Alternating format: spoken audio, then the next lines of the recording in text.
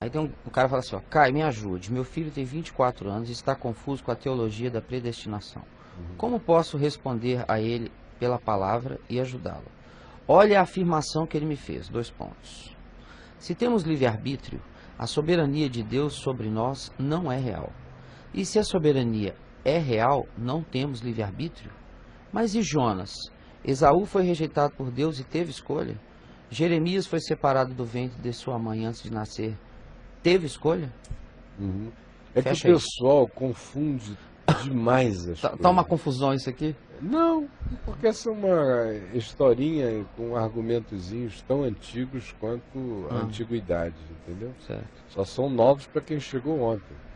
Mas são muito velhos, de tanto que tão velhos que eu já me canso só de responder a eles, né? Lá no meu site podiam escrever a palavra predestinação e ler algumas coisas a respeito. Eu não vou nem tentar ser complexo, senão eu ia precisar de muito tempo e a viagem ia ser grande.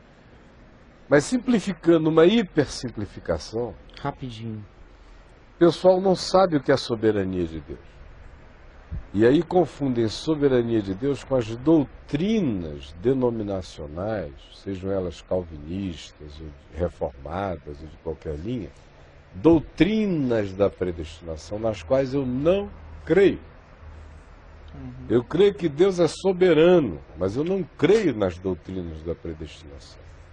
Porque as doutrinas da predestinação já são construções humanas infinitamente limitadas, filosoficamente burras, para nem falar em outras categorias, até do ponto de vista da filosofia, elas são burras, produzidas num tempo onde a consciência humana, essas doutrinas, foram não só geradas numa montagem de textos para dizerem todos supostamente de modo coerente a mesma coisa, mas elas caem todas num fatalismo de soberania divina e num tempo em que a humanidade só pensava com categorias lineares a história.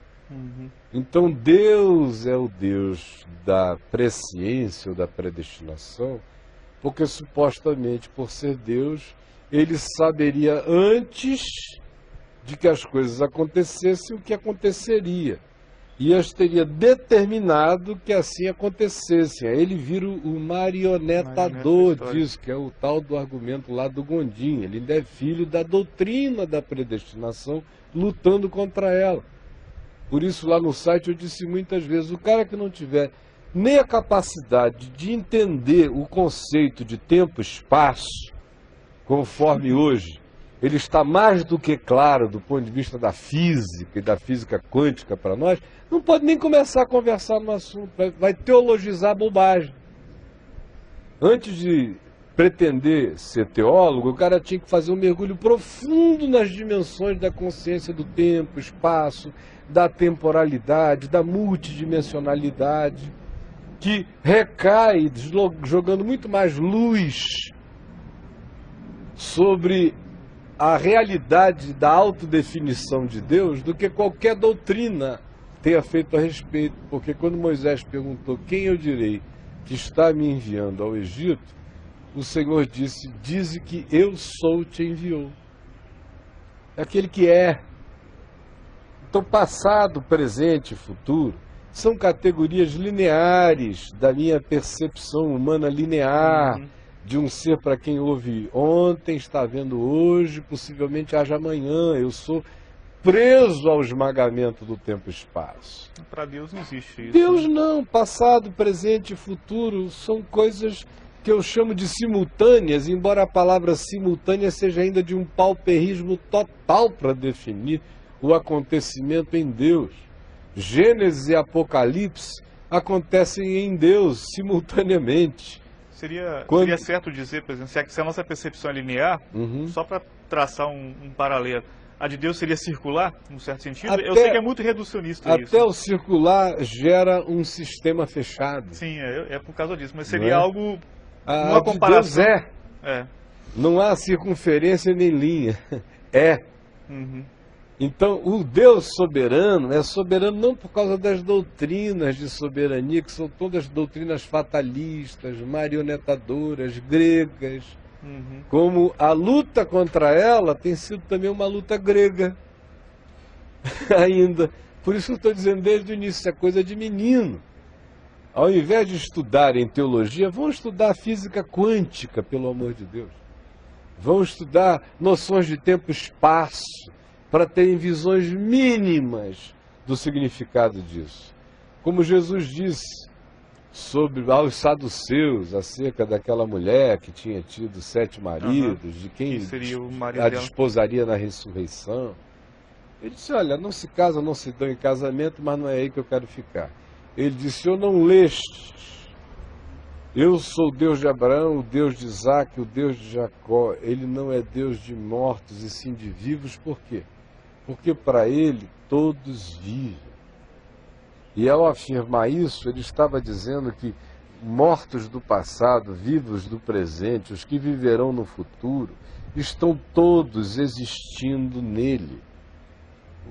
O modo como Deus vê o mundo, ele diz lá em Isaías, eu não vejo como vocês veem. Mas a gente não acredita. A gente quer que Deus caiba no nosso olhar, que é um olhar de topeira, meu irmão. Então, predestinação é uma linguagem de um pauperismo desgraçado, usado por Paulo para designar o indesignável e apanhado por alguns teólogos de estrutura da escola aristotélica grega, que quiseram dar lógica e sistematicidade a Deus, transformando Deus num ídolo de pensamento filosófico, e aí criaram a ideia de uma predestinação como um karma de determinação de Deus. A liberdade humana é total, até onde a liberdade humana seja possível. Porque todos nós sabemos que a nossa liberdade é infinitamente condicionada e não é por Deus. É condicionada por nós mesmos, pelo meio ambiente, pelas nossas trocas, pela cultura, pelo DNA, pelas nossas percepções equivocadas, pelos nossos traumas psicológicos, pela relatividade das nossas interpretações, por 1 milhão de coisas. Nós somos absolutamente escravos na nossa liberdade. E não nos causa crise saber que somos condicionados por causa disso. Não, ninguém fica dando um tiro na cabeça. Não é? Agora, só um burro não entende que nós somos totalmente relativos no exercício da nossa liberdade, da nossa visão, da nossa interpretação. Por isso Jesus disse, não julgueis para que não sejais julgados, porque vocês não veem nada, não enxergam coisa alguma. Bem-aventurados os que não viram e creram, porque coitados dos que pensaram que viram, não viram nada. Eu sou salvo na minha inteligente burrice, que é admitir a minha incapacidade de vislumbrar para além de mim, por mais que eu veja longe, a certeza de que o olhar de Deus transcende a tudo o que se possa imaginar. E as variáveis das combinações entre a liberdade humana, a interferência de Deus sutil nos processos, quando ele interfere mais, a fenomenologia da natureza, que o nome já diz, é natureza porque é natural, obedece a fenômenos naturais. Aí esses fenômenos naturais acontecem naturalmente, tanto quanto às vezes são produzidos pelo homem. A gente nem enxerga a relação multidimensional entre o pensamento e a emanação do pensamento humano e das ações humanas e o afetamento do mundo natural, porque tudo isso acontece em sinergia, em sincronia, que só agora a ciência está começando a engatinhar para discernir a percepção das sincronias, das animalidades, das multidimensionalidades, do cosmos como um todo. E nós ainda vamos chegar a um tempo assustador no qual a gente descobrirá o potencial enorme do pensamento humano, de como o acumulado do pensamento humano vai acabando gerando o próprio mundo que a gente tem. Agora, o Deus soberano é aquele que diz, olha, não anda por aí porque você vai se estrepar. Não entre aí porque aí é morte. Quem andar por esse caminho vai morrer. Uma humanidade que se una para produzir esse tipo de artefato, esse tipo de pensamento, esse tipo de sociedade, vai construir sua própria cova. Aí outra vez os idiotados da linearidade do tempo ficam pensando com a questão moral. E um dia a gente vai saber que as questões eram fenomenológicas, que é impossível a humanidade existir com essa produção de desamor sem que isso afete a criação como um todo. Aí outra vez o cara pensa, já é Deus dando peteleco de lá, peteleco de cá, não sei o que e tal, controlando. É uma burrice que cansa. No dia que entenderem a sincronicidade, no dia que entenderem o multifacetamento de todas as conexões de existência, no dia que a gente começar a ter um vislumbre do fato de que, como a própria física quântica diz, a observação que um observador faz de uma partícula subatômica a muda de posição na hora. A muda de posição na hora. O que declara o quê? Que o olhar humano tem um poder, para o bem e para o mal, de transformação a partir de partículas subatômicas que a gente há pouco tempo atrás não divisava. Isso é o que senão o exercício da liberdade humana, isso é o que senão a carga do olhar humano também. Olha, eu estou aqui arranhando a superfície do negócio. De modo que... Arranhando, meu amigo. Se eu começasse a falar nisso, eu ia ficar falando quase sozinho. A maioria ia dizer, esse cara está viajando, está doido. Agora imagina o meu sofrimento quando fico lendo esses artigos que dá vontade de fazer deles papel higiênico. Porque a pobreza é tão linear, é uma coisa tão estúpida, tão idiota, até do ponto de vista do pensar científico, filosófico. Não digo nem teológico, porque eu não incluo teológico nessa categoria, porque eu não creio no pensar teológico. Teológico seria querer encontrar uma lógica para Theos, para Deus, ele transcende a lógica. Isso tudo é psicológico, antropológico, filosófico, teológico jamais será. Teológico é o Cristo encarnado, é Emmanuel. Deus conosco, é aquele que diz, quem me vê a mim, vê o Pai. Essa é a teologia inteira. E ele não deu explicação acerca disso. Disse, bem-aventurados os que crerem. Esses receberam revelação do meu Pai que está nos céus. E quem não conseguir discernir isso, não será por nenhuma via que o alcançará. Paulo disse que pela via grega seria loucura, pela via judaica seria escândalo, por qualquer outra via idiotice.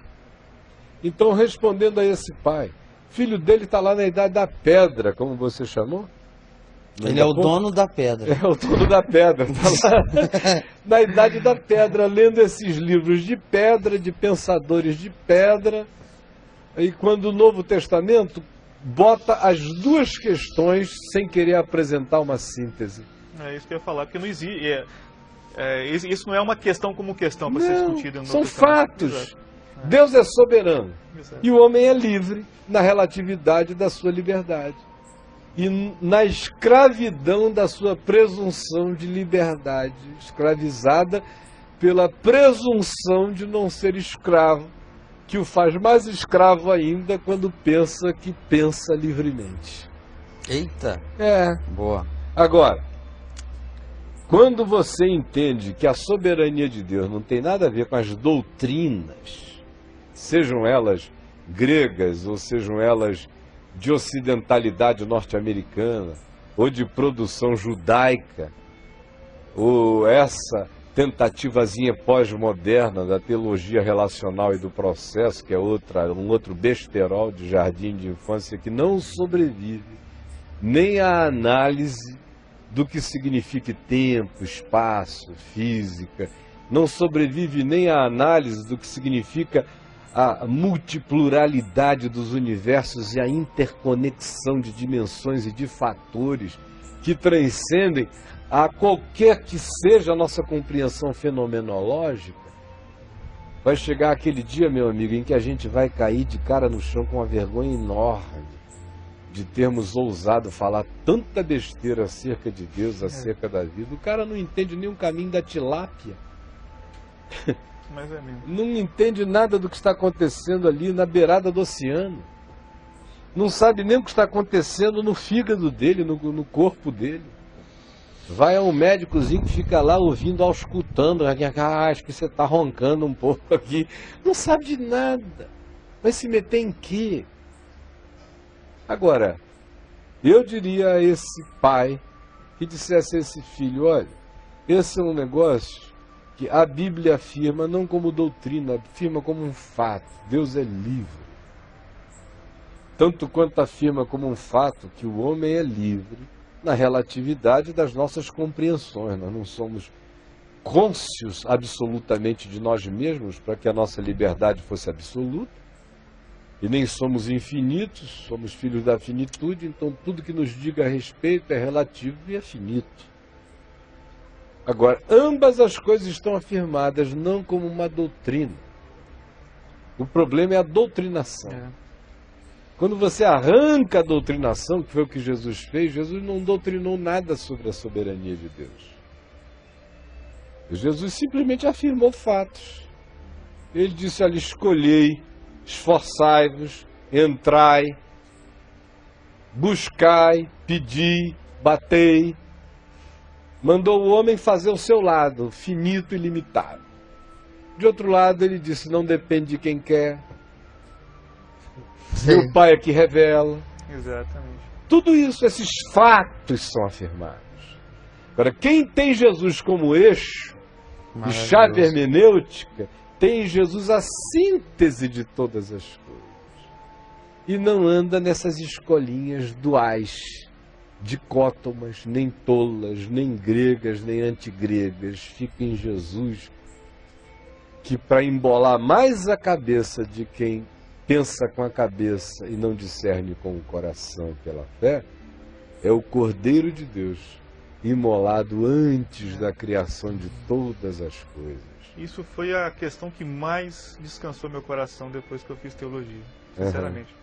Depois que a teologia te angustiou, né? Exatamente. Para mim, eu nunca tive muita afeição com a dogmática. Para mim, sempre o lado mais ministerial foi o que mais me chamou a atenção. E muito menos com a sistemática. Exato. Então, quando isso chegou no meu coração, isso pacificou toda e qualquer angústia. Para mim, quem entende que Jesus é a chave hermenêutica, entende que nele habita corporalmente toda a plenitude da divindade e entende que nele habitam todos os tesouros da sabedoria e do conhecimento. Então eu vejo, por exemplo, esses filmes aí do History Channel sobre o universo, alguns lindos, especialmente essa versão nova em HD, imagens maravilhosas sobre fenômenos cósmicos lindos. Eu assisto adorando a Deus, sabendo que em Jesus habita tudo isso. Tudo isso. Que o Deus que é amor, nele explodem estrelas, surgem buracos negros, que tem pulsares, buracos de minhoca, tudo nele. Deus se diverte quando ele vê a aurora boreal. Pelo amor de Deus. E lá o livro de Provérbios diz que a sabedoria cantava alegremente enquanto todas as coisas eram criadas. Precisa voltar essa singeleza, né, cara? Mas o pessoal fica querendo ser discípulo de Aristóteles até contra Aristóteles, aí entram nessa porcaria de um pensamento de pigmeu, de mucuí.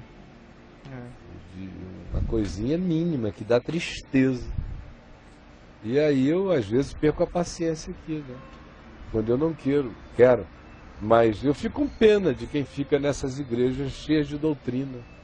Porque a doutrina só serve para criar exclusões da revelação. Então o cara abraça a doutrina do livre-arbítrio. Aí o homem é livre, todo responsável. O homem é livre e responsável.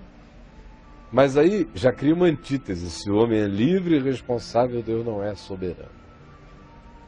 Como não? Se Deus é que está dizendo você é livre e responsável, o pecado jaz à porta, que a ti cumpre dominá-lo, e a consequência dele é a morte. Agora, o cara, para achar que Deus é soberano, tem que pensar que ele fica daqui manipulando, marionetando. Ele só fala, meu irmão. E se eu obedecer, eu ando no caminho da vida. Se eu não obedecer, eu me esbagaço nos fatos da existência. É simples assim. E as conexões do que a gente emana e produz estão para além do que os tolinhos conseguiram perceber até agora. Uma leitura de Oséias 4, despaganizada, Exatamente. nos ajuda a ver a conexão entre a produção humana e a natureza. É que nós nos alienamos tanto da natureza que achamos que a gente anda sobre a natureza sem contato. Que o nosso ódio não vaza para toda a criação. Ou que o nosso amor não abre flores. Ou que nós estejamos vivendo nesse mundo sem outras dimensões participando o tempo todo da fenomenologia. Ou que o próprio processo natural não aconteça como processo natural, independentemente de carregar um elemento moral. Um dos problemas também desse pessoalzinho todo que eu vejo aí tentando pensar sem conseguir pensar, é que eles nunca se livram da interpretação moral das coisas. Então o tsunami é interpretado moralmente. Um terremoto é interpretado moralmente. A morte de 20 e tantas mil pessoas é interpretada moralmente. Tudo é moralmente em relação a Deus. Eles querem uma moral. São os moralistas judiciosos em relação até a Deus. O olhar deles da vida só ganha esse sentido se for um sentido moral. E Deus é a moral. Ah, totalmente, ele é Deus. A moral é para bagaça da média. Para mim, eu não sou nem chamado para ser um ser moral, eu sou chamado para ser um ser ético. Ético segundo o que seja vida, para valorizar a vida. Se eu ando segundo o caminho da vida, conforme o Deus da vida, eu sou um ser ético. Eu estou trabalhando por aquilo que é o telhado da vida. Mas não da moral. Jesus viveu contra a moral de vez em quando. Pela moral, ele teria entrado na média. Ele teria sido politicamente correto para agradar a todos. Pela moral, pelo amor de Deus, nós não teríamos tido nenhuma revolução da vida na história. Os profetas eram seres morais? Bota o Isaías andando nu 2 anos por aí, isso pode ser chamado de uma mensagem moral? Um Oséias casando com uma puta em nome de Deus é uma recomendação moral? Não entenderam nada. Então, meu querido, a palavra a esse paizinho é: peça ao filho dele, se ele quiser me dar essa chance, de ir lá no meu site, começar a ler, procurar artigos, em cartas, não apenas nos títulos, mas se ele escrever naquela parte que diz na pesquisa mais refinada, pesquisa avançada, nos textos, escrever as palavras liberdade, escrever a palavra moral, predestinação, né? Nem tanto, porque eu quase não a uso. Eu não gosto tanto dessa palavra, ela ficou tão abrucutuzada, tão diminuída, etimologicamente falando, ante a compreensão da percepção das coisas, que eu quase não a uso. Mas usar a liberdade, qual foi outra que você mencionou? A própria palavra moral, né? A moral, ou usar a expressão tempo, espaço. Ele vai começar a entrar num outro mundo de compreensão. E se ele leu o Sem Barganhas, isso já vai elucidar muita coisa para ele. Né? É. Agora, o pessoal fica me perguntando: escuta, você leu algum livro onde tenha isso? Infelizmente não. Eu gostaria que tivesse um livro para eu indicar. Até os meus livros, eu nunca me dediquei a escrever nada exaustivamente sobre o assunto, porque minha obstinação evangelizadora de levar Jesus e a cruz para o centro do coração das pessoas não me permite ficar com essas divagações que são úteis aqui e ali, mas estão longe de serem de importância essencial para quem tem fé.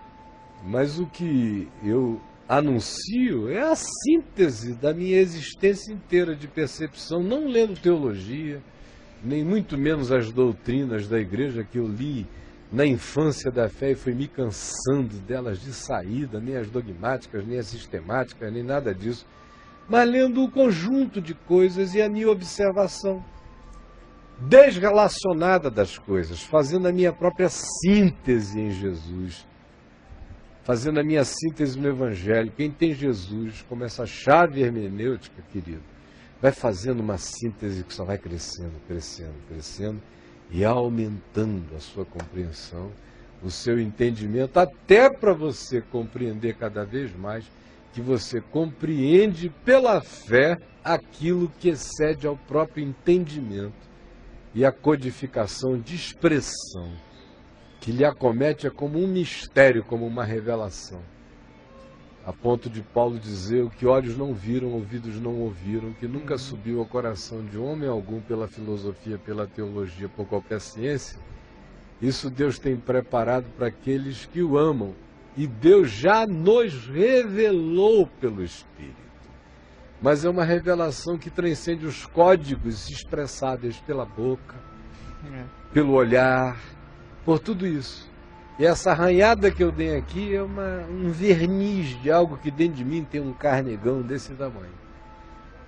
Que eu consigo expressar com os códigos humanos até um determinado limite. Chega num determinado limite que eu tiro as sandálias dos pés e digo: Senhor, obrigado por ter entendido pela fé aquilo que transcende o entendimento expressável.